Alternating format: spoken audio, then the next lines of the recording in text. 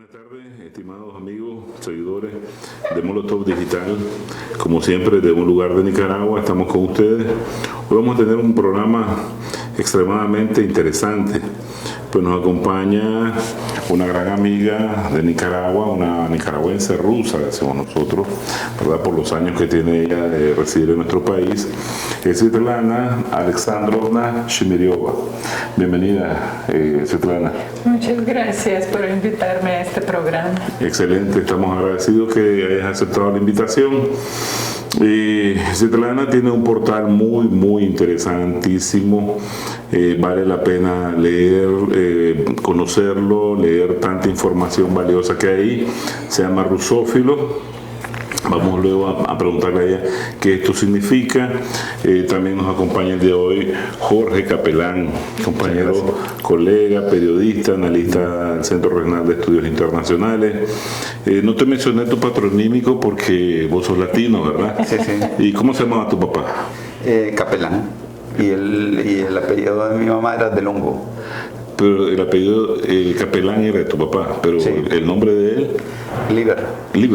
Entonces vos serías George Liberovich. Capelán. Sí, Capelán. Sí. Bárbaro. Sí, entonces, con Jorge vamos a tratar de aterrizar al contexto latinoamericano todo lo que nos va a explicar Svetlana sobre lo que está sucediendo en la crisis de Ucrania, ¿verdad?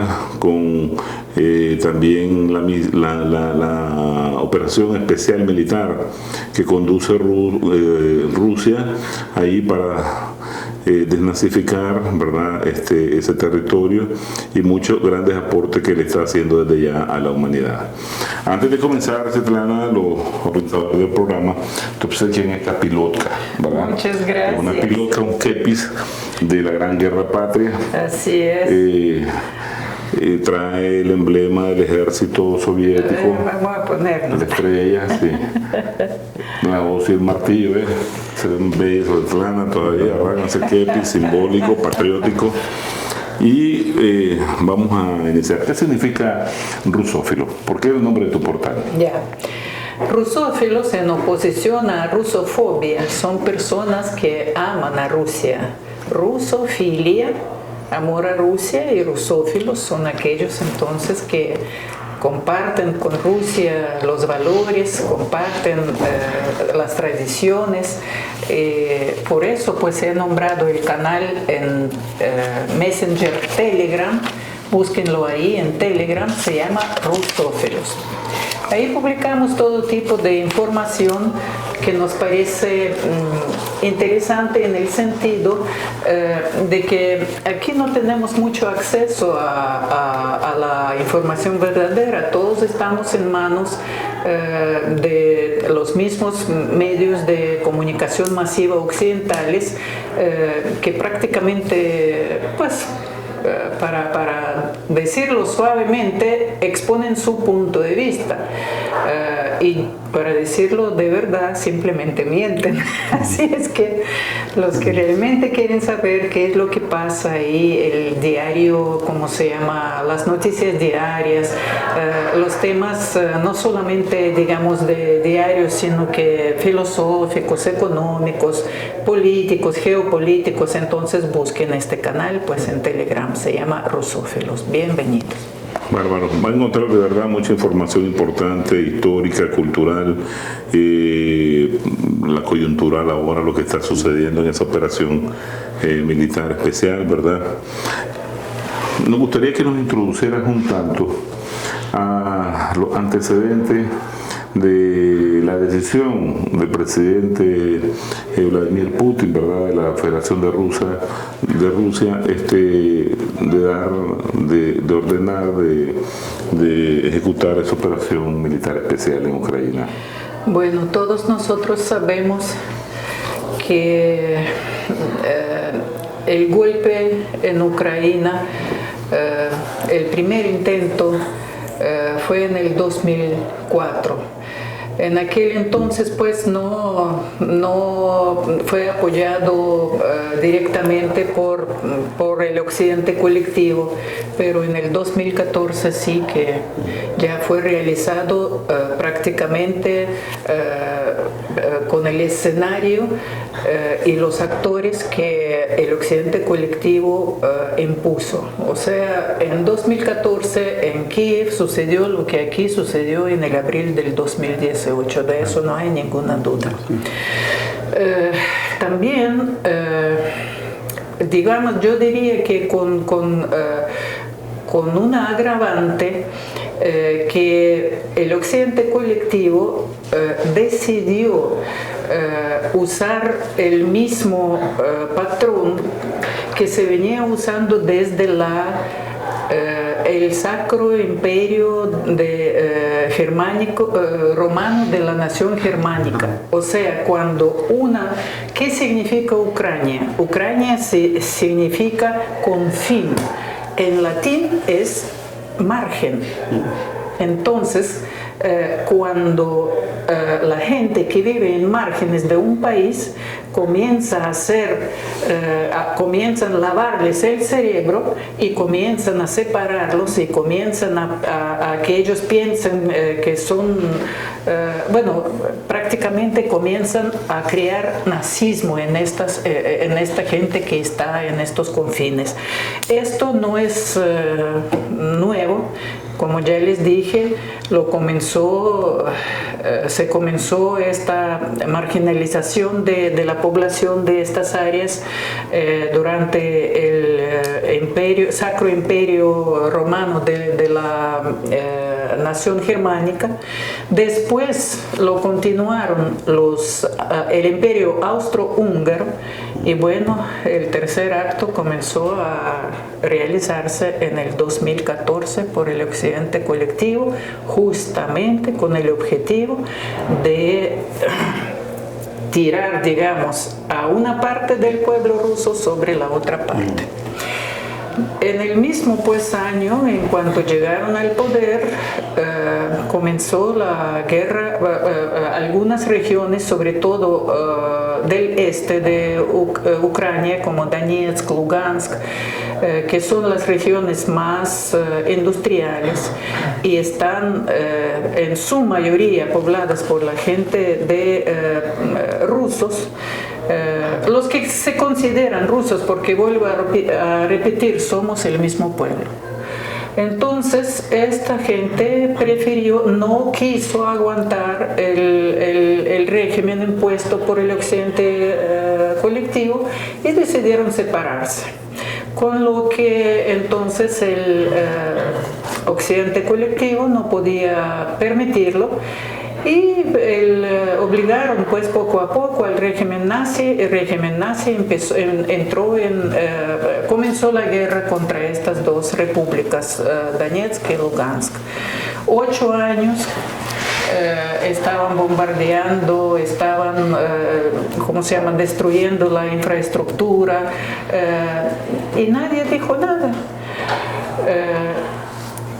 Pero ya para el febrero, más o menos, sí, en noviembre, en diciembre, en septiembre del 2021, comenzaron a recibirse informaciones de que Ucrania, a manos, pues con ayuda obligada por los Estados Unidos, iba a comenzar una ofensiva definitiva en estas dos repúblicas.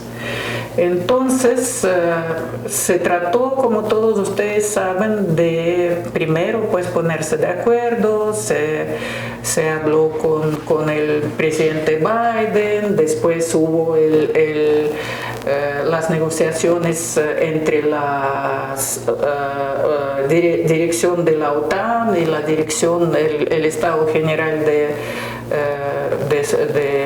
Rusia, del Ministerio de Defensa de Rusia. Total, pues no se pudo llegar a un acuerdo y en noviembre del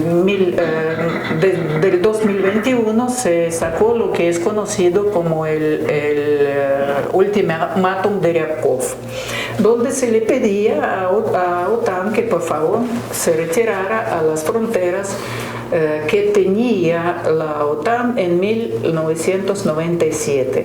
Vale decir aquí que desde que se formó la OTAN en 1952 sufrió 8 extensiones y 3 de ellas fueron desde el 1997 en dirección a Rusia, aunque ellos habían bueno, dicen ellos que no habían jurado, pero bueno, pues solo para que vean que la palabra de ellos no vale nada, ¿verdad?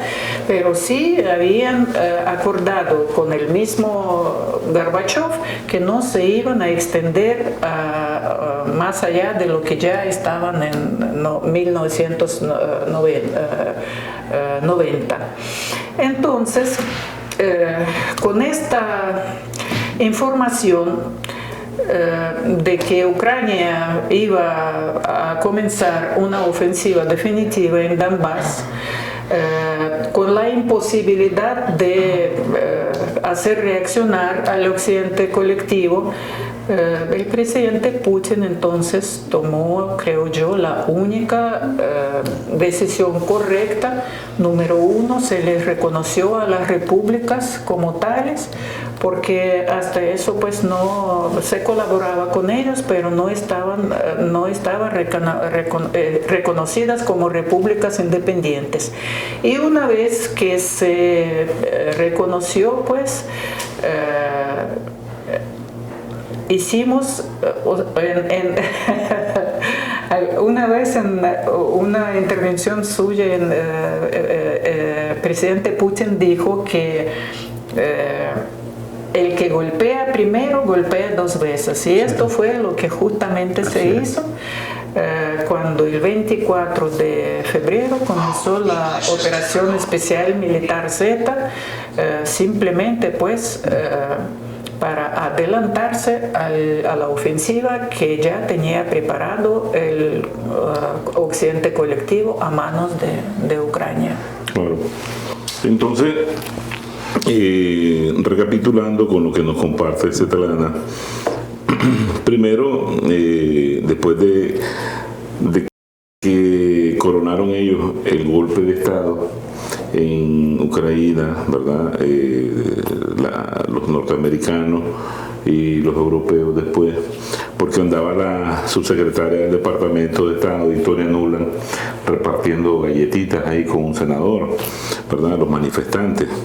No les interesaba ni siquiera esconderse detrás del telón, lo que ellos estaban dirigiendo y organizando varias regiones del país, como Crimea, como Donetsk, como Lugansk, en la región del Donbass, se opusieron a reconocer a ese régimen ilegal, ¿verdad? Porque prácticamente destituyeron a un presidente electo, ¿verdad? Constitucionalmente.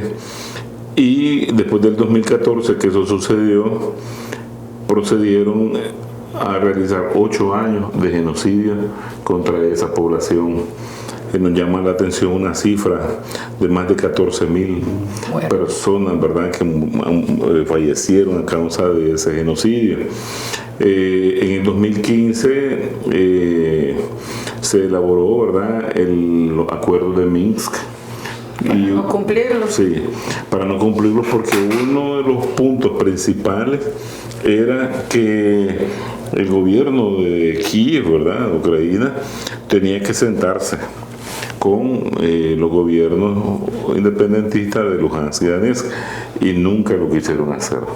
Es más, día antes del 24 de febrero, el presidente de Ucrania, Volodymyr Zelensky, dijo que no estaba de acuerdo, ni iba a firmar nada, ni a hacer nada. O sea, lo que todo va a entender es que la solución era con el uso de la fuerza. Y como decía Svetlana, ellos estaban preparando una invasión que prácticamente se puede traducir como exterminio de la voluntad independentista de ese pueblo. Y yendo más allá, O sea, claramente estamos viendo que los acuerdos de Minsk y todo este teatro alrededor de Minsk era simplemente eso, un teatro. O sea, los objetivos, la tarea era preparar a una parte del pueblo ruso, que es el pueblo, digamos, que vive en regiones de Ucrania, contra otra parte del pueblo ruso. Porque,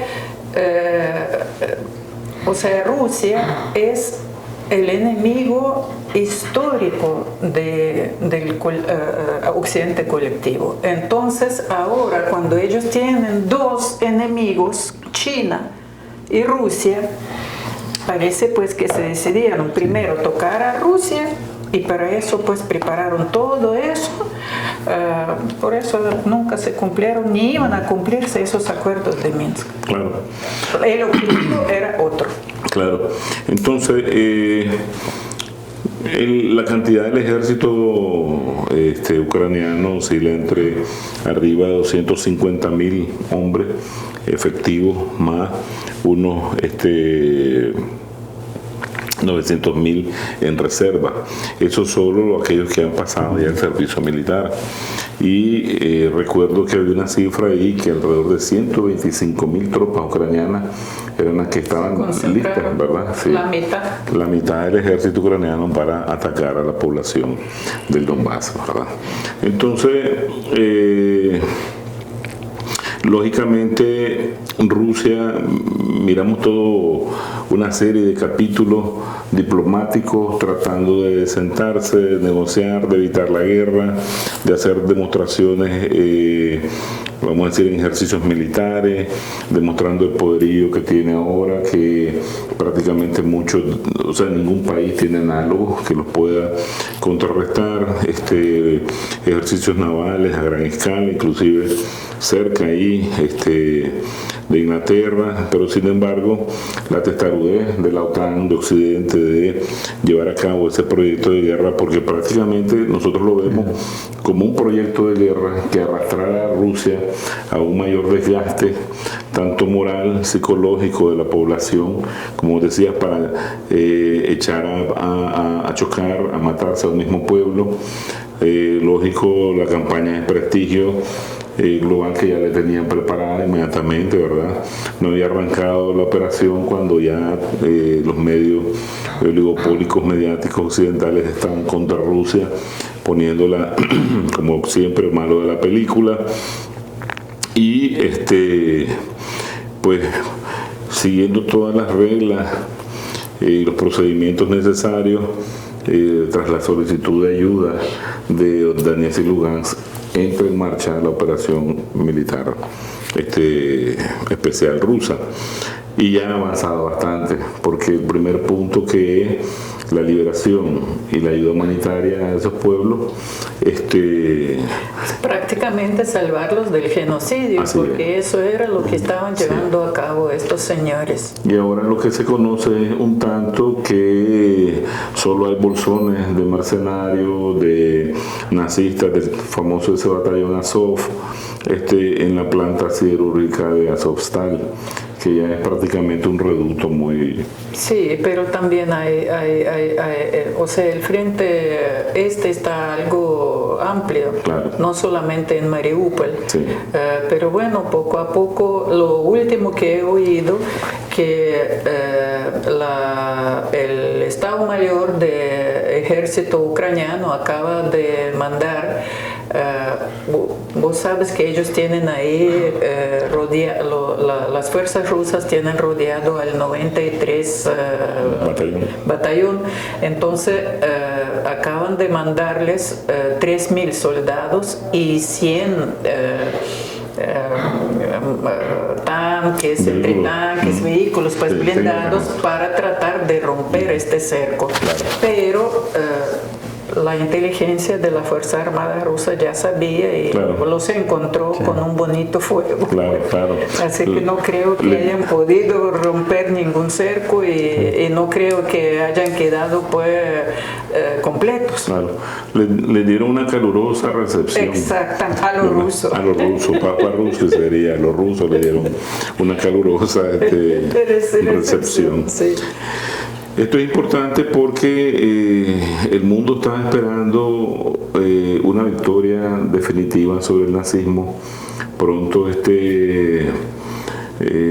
vamos a conmemorar el 77 aniversario de la victoria del Ejército Rojo de la Unión Soviética sobre el fascismo, sobre la Alemania hitleriana, 1 de mayo de 1945.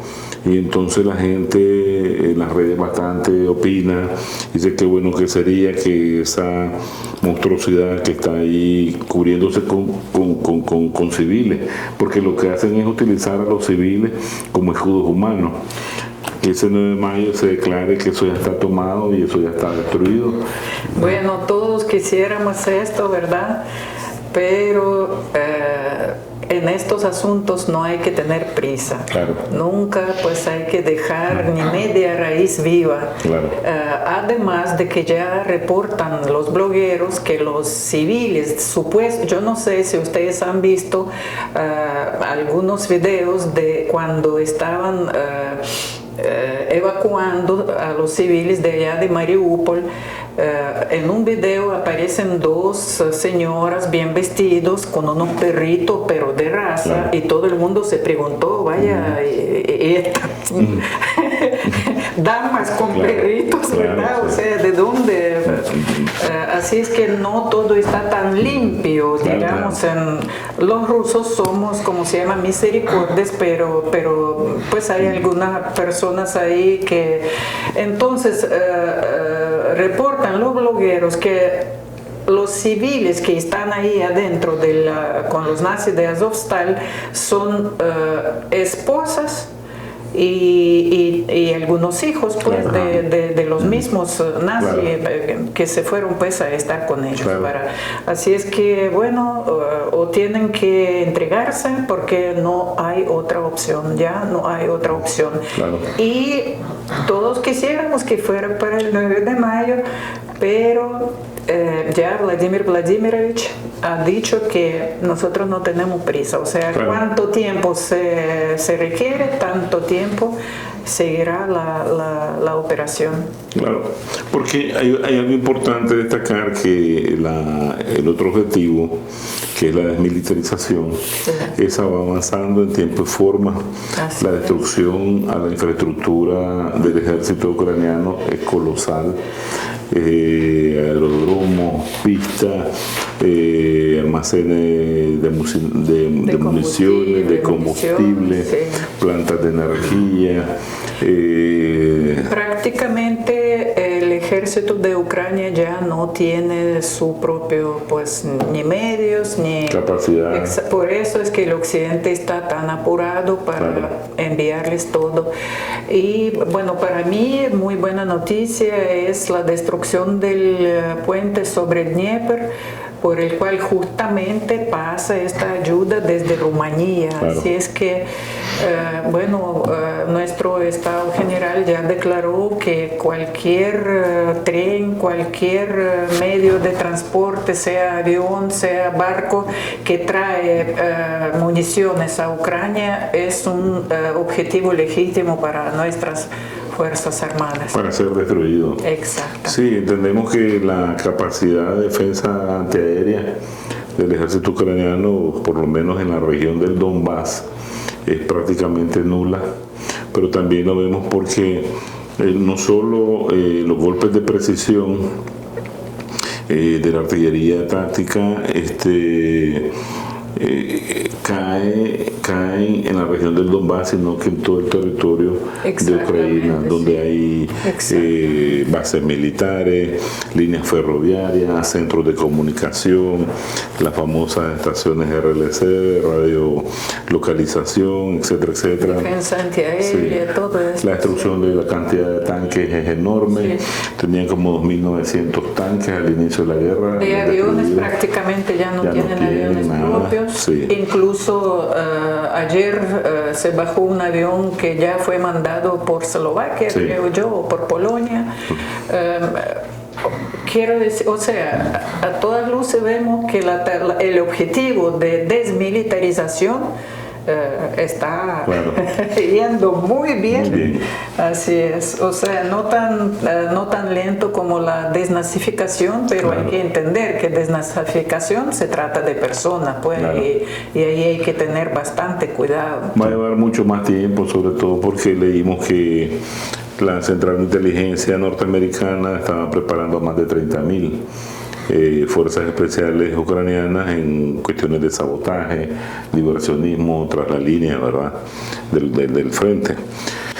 Entonces, el Svetlana, se me olvidó, ahora que estamos hablando sobre el 9 de mayo, es parte de un comité nicaragüense de solidaridad con Rusia, que están organizando para este 7 de mayo, sábado, a las 3 de la tarde, un encuentro. Sí, una actividad en apoyo a la operación militar Z de Rusia en Ucrania, y también en ocasión, este lunes se cumplen 77 años de la victoria de Ejército Rojo sobre los fascistas, así es que los invitamos a todos. Claro.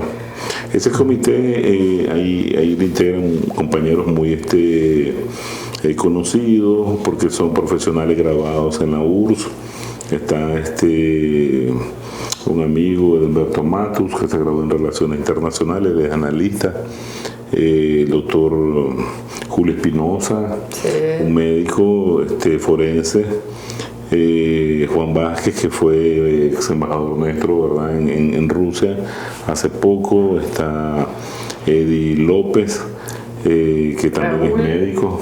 Raúl Arias, que es el presidente de la coordinadora de oficiales en retiro, ¿verdad?, CENOR, que aglutina a todos aquellos hermanos militares que se graduaron en las diferentes escuelas militares en la Unión Soviética. Entonces, ese encuentro va a ser muy colorido, porque hemos estado viendo que se dieron a hacer camisetas con la Z, con la abuelita heroica. Sí, va a ser bien colorido, porque queremos pues darle al evento el cariño y el amor que se merece. Claro. Cantar canciones rusas. Claro. Va a haber karaoke. Sí, karaoke. Bueno, pues pasarla bien. Claro. Y expresar nuestro apoyo a Rusia. Claro. Que sepa que no está sola, que aquí lejos, al otro lado, digamos, del océano, pero hay este pueblo heroico con mucho corazón que entiende lo que está pasando y da todo su amor y su apoyo a Rusia.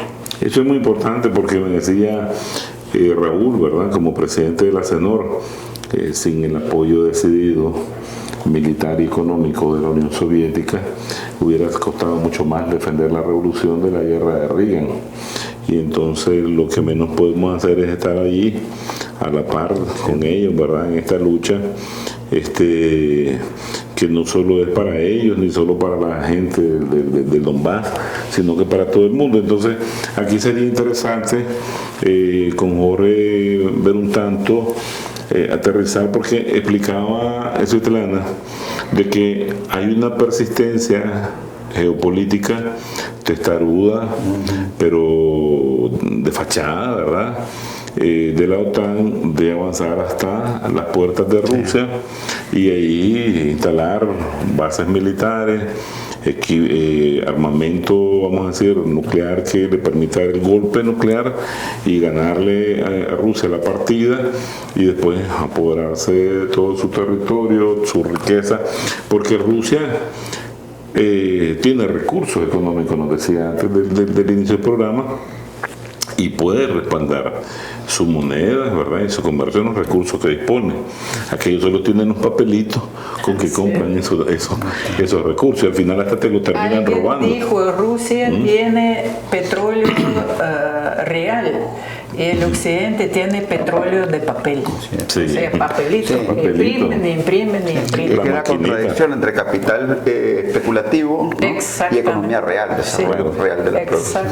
Entonces, otro carácter que tiene la operación militar especial rusa es ponerle un límite ya a esa, vamos a decir, impunidad geopolítica, ese avance geopolítico que tiene la OTAN, golpear la mesa, explicarle que su supremacía, ¿verdad?, su hegemonía llegó hasta el 24 de febrero, el mundo cambió para siempre, ¿verdad? Y aquí es donde se está jugando la sobrevivencia de la humanidad, porque prácticamente nadie para la impunidad de la OTAN. Si es con Yugoslavia, pues hicieron lo que hicieron en Yugoslavia. Si es con Irak, 2 veces, hicieron lo que hicieron con Irak 2 veces.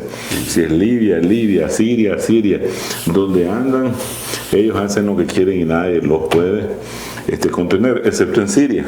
Claro. Que en el 2015 entró Rusia y les dijo: hasta aquí se termina su serenata, su fiestecita, y su solo, sí, alítense que van para su casa, ¿verdad? Entonces, aquí se está jugando algo más global, ¿verdad? Algo más importante, y nos gustaría que nos aterrizara la operación militar rusa en un contexto global y latinoamericano, Jorge. Bueno, entonces vamos a empezar por lo global, ¿no? Creo que un aspecto que le llama la atención a todo el mundo es por qué las élites políticas de Europa están siguiendo una línea tan autodestructiva y peligrosa, ¿no? Claro.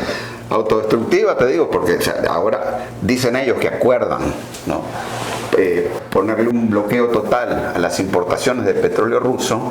¿Y cómo se hace eso cuando tenés países, ¿no? Eslovaquia, por ejemplo, 90 y pico % de toda la energía es rusa, y no solamente eso, sino que además las refinerías que tienen están hechas solo para poder procesar petróleo ruso. No pueden procesar petróleo de Qatar, que dijo que le iba a vender un montón de petróleo a Europa, ¿verdad? O la locura que están haciendo en Suecia y Finlandia, ¿no?, que le están llenando la cabeza a la gente día y noche con esto de que van a entrar a la OTAN, pero no le explican que durante las semanas y meses, e incluso tal vez hasta más de un año que pueda tomar la entrada de esos países a la OTAN, todas las ciudades de Suecia y Finlandia van a ser blancos legales, ¿no?, de los misiles rusos, que en Kaliningrado están, creo que son 90 segundos de su territorio. O sea, estos son palabras mayores. Están llevando a los pueblos a la guerra y a la miseria económica, ¿no? Y lo están haciendo a fuerza de una propaganda, pero además que es totalmente autodestructiva. A mí hasta me sorprende que el canciller europeo Scholz ahora diga que las sanciones contra Rusia se van a levantar cuando Kiev diga. ¿Qué es Kiev? Kiev es un enano, no es nada, es un títere, ¿no?, una marioneta de la OTAN, ¿no?, y de los Estados Unidos. Entonces, lo que está reconociendo el canciller de Alemania, ¿no?, es que él no manda nada, siendo que Alemania es uno de los países que tiene más que perder, ¿no? ¿Qué es lo que sucede? ¿Qué lógica hay detrás de todo esto? Bueno, es obvio, o sea, el control de Eurasia, ¿no? Esto no es de ahorita, ¿no? Esto tiene cientos y cientos de años, ¿no? Ustedes saben que, o sea, Eurasia, o sea, Europa y Asia, es la isla más grande, ¿no?, del planeta Tierra, ¿no? Podemos decir, una gran isla es Eurasia, otra gran isla importante es África, ¿no? Otra gran isla, o 2 islas podemos decir, son Norteamérica y América del Sur, con nosotros aquí en Centroamérica en la propia mitad, ¿verdad? Claro, somos el centro, ¿no? Y después otra islita que es Australia, que podemos decir en un término, en una perspectiva global, es una islita, ¿verdad? Ahora, ¿qué es lo que sucede? ¿No? Que eso es una, o sea, es una de los principios de la geopolítica, ¿no? el que controla Eurasia controla el mundo. ¿Por qué? Porque es la isla más grande, es la que está en medio, ¿no? Y es la que va a controlar todos los flujos de comercio a nivel mundial y los flujos de intercambio de materias primas, de fuerza de trabajo y todo lo demás, ¿no? Pero a eso se suma otra cosa, ¿no? Y es, ¿qué es Europa? ¿No? Europa como base, ¿no?, de lo que Svetlana muy bien definía como el occidente colectivo, ¿no?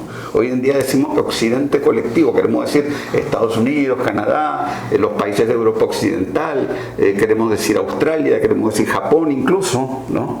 ¿Verdad? Ese occidente colectivo, ¿viene de dónde? Viene de Europa, viene de lo que quedó después de la caída del Imperio Romano, ¿no? En 1400, Europa Occidental era una de las partes más atrasadas del planeta Tierra. Grandes civilizaciones en la China, ¿no? Importantes civilizaciones en el África, ¿no? No hablemos de Persia, por ejemplo, ¿no? Importantísimas civilizaciones aquí en América, en Centroamérica, en América del Sur, en América del Norte, ¿no? ¿Y qué es lo que pasa, no? Estas élites europeas, ¿no?, de una Europa carente de recursos naturales, ¿no?, muy dependiente de tener relaciones comerciales, pero relaciones comerciales donde ganen ellos, obviamente, ¿verdad?, se vuelca hacia el exterior, ¿no? Y eso, o sea, esa tendencia, ¿no?, a la primacía del sector financiero no vienen de ahorita, vienen desde hace cientos de años, ¿no? Entonces, ¿qué es lo que sucede, verdad? Europa necesitaba desesperadamente, así como el Imperio Romano también lo necesitaba, Europa necesitaba desesperadamente estar conquistando mercados, conquistando áreas geográficas, ¿no? Y invadiendo a otros, ¿verdad? Y para explotar los recursos de las demás regiones del mundo. Entonces, ¿qué es lo que pasa, verdad? El tema de la conquista de Eurasia no es nuevo, viene de los tiempos de Marco Polo, no sé, ¿verdad? El caso, por ejemplo, de Rusia, tenés en el siglo XVII, ¿no? Lo que era la cabeza de la Liga Hanseática, que era Suecia en aquella época, ¿no?, era una de las potencias del naciente capitalismo europeo, invadiendo Rusia, ¿no? Y Rusia logró derrotarlos en la batalla de Poltava, ¿no? Y eso terminó con el papel de Rusia como de Suecia como hegemón regional ahí en esa parte del mundo, ¿no? Después que vino Napoleón, por ejemplo, construye la potencia militar más fuerte de toda Europa y lo primero que dice es: vamos contra Rusia. Se repite la historia. Va a morir la Rusia. ¿No? Los británicos en el siglo XIX, ¿verdad? Con Crimea, la ¿no? guerra de Crimea. Lo mismo. Hitler, ¿verdad? ¿No? Lo mismo, pero es que esto no es de ahorita, ¿no? Jorge, en Rusia tenemos un dicho que dice: cada 100 años Europa se une para ir a recibir Así es. sus pueblos para ser derrotada por Rusia. ¿Y cuál es la causa de todo eso? Geopolítica, control de recursos naturales, control del país más grande del mundo por extensión, ¿no? Y por recursos. Y por recursos. Entonces, por eso es que no nos debe sorprender, ¿no? Sí. Y obviamente, o sea, el objetivo es, ¿no?, debilitar debilitar lo más posible a Rusia, ¿no?, impedirle que se desarrolle para después caerle a China, ¿no? Exacto. Ese es el tema, ¿verdad? Porque ellos quieren mantener los privilegios del 0.00001% de la población. Quieren mantener los privilegios de gente como Elon Musk, que dice que creo que con todas estas guerras por todo el mundo justamente están logrando su objetivo de que se quede solamente el millón de oro. Así es. O sea, ¿quiénes son los que más están enloquecidos con la guerra? ¿Quién es el que ayer hablaba de Tercera Guerra Mundial? Biden, ¿no? ¿Y quién es el otro gran enloquecido? Pues la canciller de Gran Bretaña, ¿verdad? Que además dice unas cosas que no tienen lógica, no tienen ningún asidero en el conocimiento real de la historia, ¿verdad? Pero son los más agresivos, ¿no? Pero eso no es ninguna casualidad, porque ¿dónde se lava más dinero en el mundo? ¿No? Ahí. ¿Dónde se lava todo el dinero de la droga? En el sistema de ellos, en el sistema financiero. Así es, ¿no? Wall Street y la City de Londres. Y además está clarísimo, o sea, la City de Londres es un centro para controlar todos los paraísos fiscales del mundo. Entonces, esto es obviamente, ¿no? La lógica, ¿no? De una élite imperialista financiera, militar, tecnológica, ¿no? Que está tratando de mantener sus privilegios de 500 años ya. Así es. ¿No? O sea, lo que estamos viendo ahorita es una crisis de civilización, es una crisis civilizatoria, ¿no? Por eso es que los que más hablan de democracia y derechos humanos son los que más los están violando hoy en día.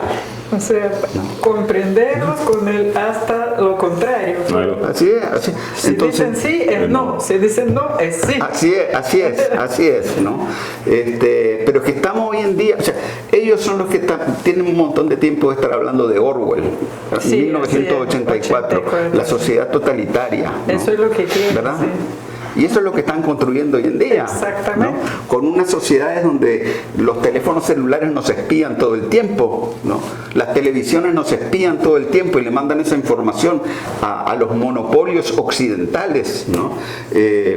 Que son dueños de ellas, ¿verdad? O sea, estamos realmente la agenda totalitaria, ¿no? Hoy en día en el mundo ha tenido un desarrollo impresionante, ¿no? Y es un proyecto obviamente totalitario, como lo decía Elon Musk, ¿no? El de Tesla. Sí.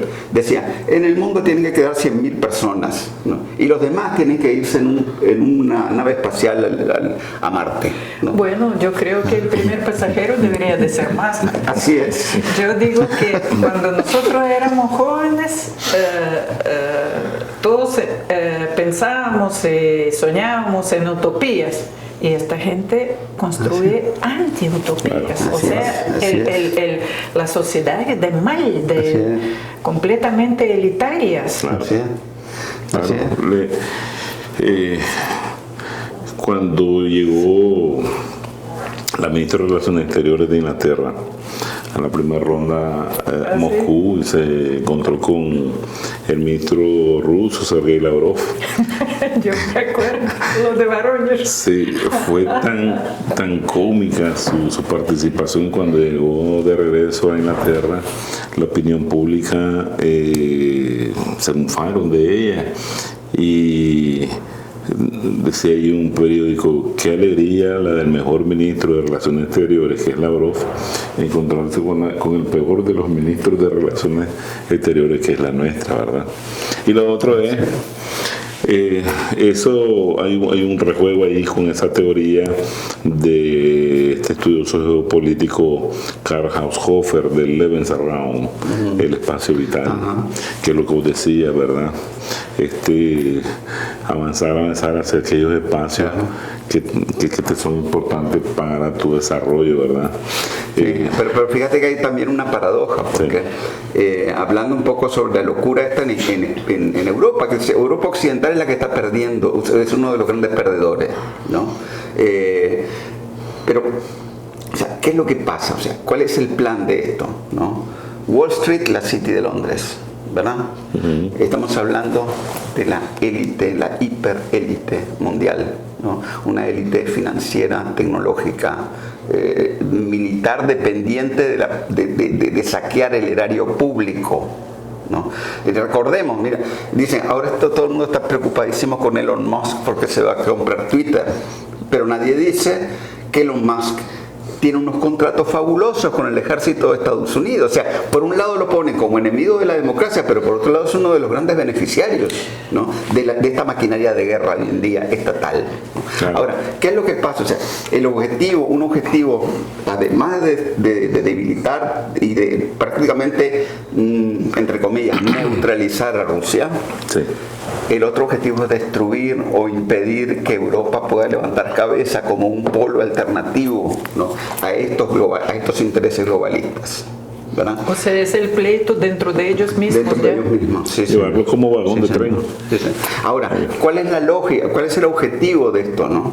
El objetivo de esto es destruir la economía mundial para monopolizar las ruinas que quedan. Exactamente. Destruir la economía mundial para monopolizar las ruinas que quedan. Y los demás en el planeta, que nos dejemos de estorbarlos, porque eso no es un secreto para nadie, que estos sectores globalistas desde hace ya muchísimo tiempo tienen una agenda que está obsesionada porque en el mundo hay demasiada gente. Una Exacto. agenda de exterminio. Sí. Esa en realidad es una política de exterminio. Claro. ¿Me entendés? Ahora, ¿qué es lo que pasa? O sea, nosotros como latinoamericanos, ¿no? Viéndolo nosotros aquí, Claro. todo lo que está pasando como latinoamericanos. Solo quería Sí. correr, disculpame. Tuvimos aquí un programa con Ulrich, ¿te acuerdas? Sí. Que era un alemán de la República Federal. Y entonces, hablando sobre la parte de la Segunda Guerra Mundial, la Guerra Patria, entonces él nos decía que él como alemán, ¿verdad?, no conocía sobre esas batallas como la batalla por Moscú, ni el bloqueo de Stalingrado, Leningrado, la batalla por Berlín, o de Smolensk, o el arco de Kursk, porque él decía que ellos llegaron a un nivel de la escuela. Y entonces lo decía, una guerra por ahí, y pasaban después ya a los 50, a los 70, y entonces del 39 para acá no les enseñaron nada. Entonces estas élites de poder, que también son, ¿cómo diría yo?, tienen un ego enorme, ¿verdad?, y una ignorancia total. Exacto, Así eso es. es muy importante. Desconocen, ¿verdad?, que el ejército ruso, además de que te da una calurosa recepción, es tan muy educado, ¿verdad?, y te lleva hasta tu casa de regreso. Como lo hizo con los fascistas, Con con todo lo lleva hasta de Te regreso. acompañamos, Sí. cuidado, te caes. Entonces ahora, con estos misiles hipersónicos, que en 2 minutos y 2 segundos Así es. están ya cayéndole a Londres, ¿verdad? Con un solo, Sí, con un se solo. va. Se va, se va sí, el Albion, a buscar la Antártida. que esa es la peor islita y la más chiquita de Y que todas. son los que siempre se han salvado de las consecuencias de las guerras, ¿no? Sí, porque tiran la piedra y esconden Así la es, mano. así es. Y entonces desconocen toda esta población, toda esta historia militar que le ha sido adversa históricamente, y que hay una situación de escalada, ¿verdad?, del escenario militar que es peligroso más para ellos mismos, ¿verdad? Pero bien explicaba que prácticamente son los intereses de una reducida élite, ¿verdad? Ellos han entendido que 1% de la humanidad actual vive bien y el resto vivimos mal, ¿verdad? Entonces ellos quieren dejar a aquellos que sobrevivan, pero como esclavos. Sí. Ya, pero como esclavos. Entonces, Ni más ni menos. aquí hay una parte también muy significativa que nos explicaba temprano Svetlana de la operación militar rusa. También en el campo económico, Rusia está modificando el orden internacional y profundizando la desdolarización, esa falsa Así maquinita, es. esa falsa divisa que no tiene respaldo, ¿verdad? Ellos están demostrándole al mundo toda esa enorme mentira que han generado desde el 73 con el famoso patrón petróleo, ¿verdad? Petróleo. Olvidándose el petrodólar, olvidando el patrón oro. Entonces ahora el mundo tiene que entrar en otra forma de finanzas, de comercio, de relaciones más simétricas y asimétricas. Interesantísimo, por ejemplo, cuando votaron en la ONU, ¿verdad?, la votación que hubo sobre el Consejo de Derechos Humanos, ¿verdad? Sí, sí, para sacar a Rusia. Así es, que ellos, o sea, la propaganda occidental dice, muchísimos países apoyaron a Occidente, ¿verdad? Pero eso es como la 1/5 parte de la población mundial, más o menos. ¿no? Sí. O sea, el colectivo occidental, el país más poblado, que es la India, ¿no? No apoyó, China no apoyó, ¿verdad? Sí, o sea, 2/3 del mundo no. Así es. Lo cuarto, quinta parte Así, no apoyaron. todos los exportadores de petróleo, de acuerdo con que cada quien venda el petróleo en su moneda nacional, ¿no? Quiere decir que no es cierto lo que están diciendo. Así es. Pero como ellos dominan la agenda informativa, ¿verdad? Claro. Yo me imagino que si buscáramos ahí, francamente encontráramos que todos los medios de comunicación deben estar entre dos fondos, el BlackRock y el Vanguard. Así es. No, así es, definitivamente. Y mira, la verdad es que se le ha, como un efecto boomerang, se les ha revertido, porque podemos ver que no hay una unidad europea. Hay mucha lógica, ¿verdad? Ni para atacar a Rusia, ni para generar más sanciones, ni para embargo de el tema del petróleo no les da porque ya no sé si ustedes supieron de esta noticia. La propia OPEC dijo que en el mundo no hay potencial libre para sustituir el petróleo. Sí. Y lo dice OPEC. Y entonces, como 9 países ya de Europa están calladitos comprándole a Rusia en rublo el petróleo, ¿verdad? Y el gas. Entonces, ¿qué sucede? Eso es un golpe mortal a la capacidad global del dólar. Ya, el mundo está cambiando, los mismos gringos están comprando en rublos, nada más que están calladitos, porque entonces imagínate qué va a decir el mundo, ya les doblaron el brazo. Eso es lo que los tiene muy preocupados, ¿no? Que no están controlando, o sea, el mundo se les está saliendo de control a pesar de todo francamente, pensándolo bien, el principal producto de exportación de los gringos es justamente ese papelito verde. Así es. Nada más. El papelito verde. Sí, es que esa ha sido la historia de Estados Unidos. O sea, Estados Unidos basa su imperio en el dólar y el ejército, las intervenciones militares, ¿no? Por algo lo manejan los London City, que es la misma cosa. El sistema federal de reserva es sucursal de London City.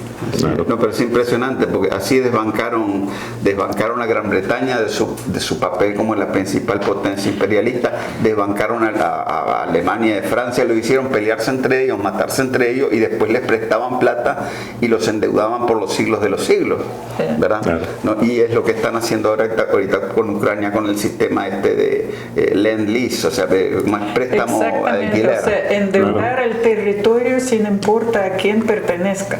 Así es. Así es. Porque ellos saben bien que no va a pagar, ¿de dónde va a pagar Zelensky? Está pidiendo 600 mil millones de euros para la reconstrucción de lo que ahorita va y todavía no termina. Para robárselos otra vez. Entonces, trasladando rápidamente a Latinoamérica, la perspectiva nuestra. Entonces, seamos claros, ¿no? Esta es una guerra geopolítica, no hay que no me gusta la guerra, que estoy en contra de ella. No, señores, aquí todo el mundo tiene que tomar partido, ¿no? Pues están por el imperio financiarizado, ¿no? Y el orden de los 500 años de humillación y de explotación de nuestros pueblos, de todo el tercer mundo, ¿no? Y de todo el mundo. O están por la defensa de la soberanía nacional, de la independencia, ¿no? E incluso de la posibilidad de que haya unas relaciones internacionales solidarias en algún momento del futuro. Y justas. ¿No? Y justas, ¿no? Claro. Ahora, Rusia sabe muy bien por qué pelea, ¿no? La mayoría de los rusos saben por qué son rusos. Lo han demostrado incontables veces a lo largo de la historia, ¿no? Cuando han sido capaces de repeler intervenciones de Occidente con gobiernos de diferentes signos. Porque, o sea, ¿por qué han sido las élites políticas rusas capaces de unir al país en momentos críticos de su historia? Pues sencillamente porque llevan adelante una guerra defensiva, ¿no? De un imperio occidental que los vive queriendo destruir por los motivos geopolíticos de los que hablamos anteriormente, ¿no? Ahora, los chinos saben muy bien también por qué pelean, ¿no? Ellos tienen su civilización histórica, China, ¿no? Nosotros en América Latina, ¿no? yo digo, a mí me preocupa un poco, porque yo veo demasiados compañeros diciendo, viene la multipolaridad, ¿no? Y piensan, o sea, esperan, ¿no?, que todo ya les venga hecho de China o de Rusia, ¿no? Y nosotros tenemos como latinoamericanos un papel importante que cumplir, ¿no?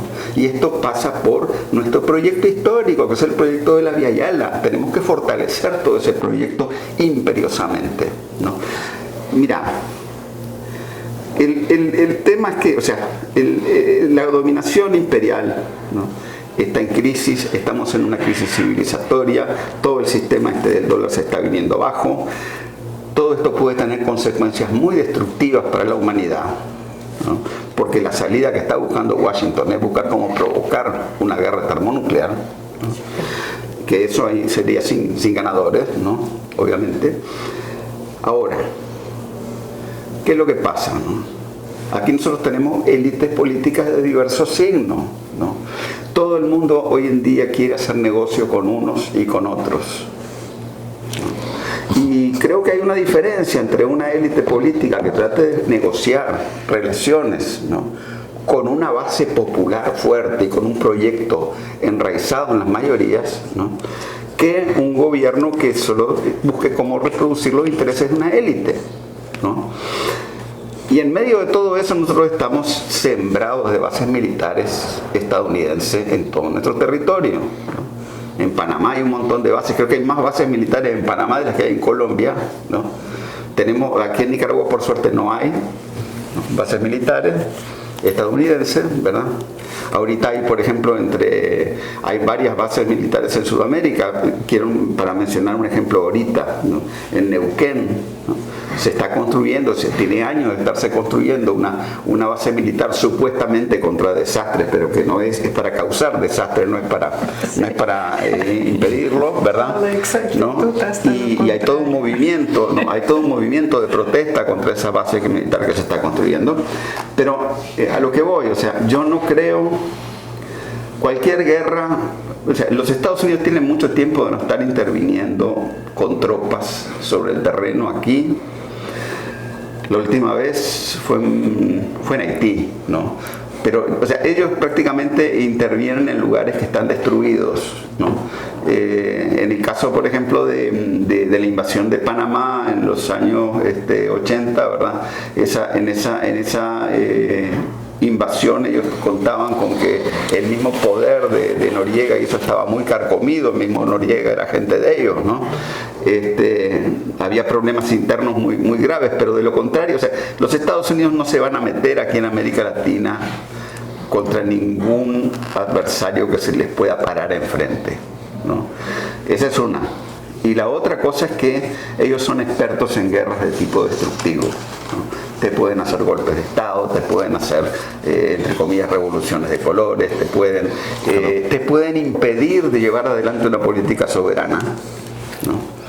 Y en ese sentido ellos están permanentemente con esa amenaza, ¿no? Tenemos que tener entonces cuidado, estar alerta. Somos cuidados. Y sí, gobiernos, por ejemplo, como el de la Argentina, como el de Chile, ¿no?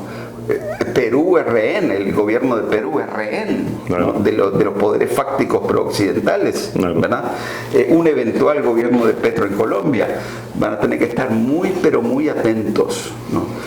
Porque estamos siempre con esa espada de Damocles encima, ¿no? Claro. Que yo no, o sea, los Estados Unidos, por lo menos aquí en Centroamérica, para ellos no sería buen negocio venir a invadir aquí, ¿no? Porque es muy difícil de controlar cualquier país de los nuestros, ¿verdad? Pero sí van a estar ahí todo el tiempo haciéndose presentes. Recordemos que en Honduras está Laura Dogu de embajadora, que fue la que planificó el golpe aquí en Nicaragua en el 2018. Sí, pero ellos saben que también nosotros nos gusta darles calurosa bienvenida. No, aquí en Nicaragua a los Augusto César Sandino, a los Andrés Castro, ¿verdad? Entonces, no sé cómo será en los otros países, pero en el nuestro estamos claros de que aquí quedó siempre ese grito que lanza la piedra, Andrés, ¿verdad? Bien, indudablemente este es un tema muy importante, coyuntural, ¿verdad? Les agradecemos por haber estado con nosotros, ¿verdad?, este día. Te agradecemos, Svetlana, tu participación. Nuestros seguidores mucho van a entender ahora sobre la crisis, las razones de la crisis en Ucrania, la necesidad de haber liberado, entrar en ayuda a esa región del Donbass, desnazificar. O sea, en el 45 prácticamente el Ejército Rojo venció al fascismo y estamos de nuevo hablando. Hydra volvió a levantar la cabeza. Sí, entonces hay que cortársela. Y entonces Putin se la tenía bien guardadito, bien, ¿verdad? Y cuando golpeó la mesa, la está golpeando con Iskander. Prácticamente unos días antes.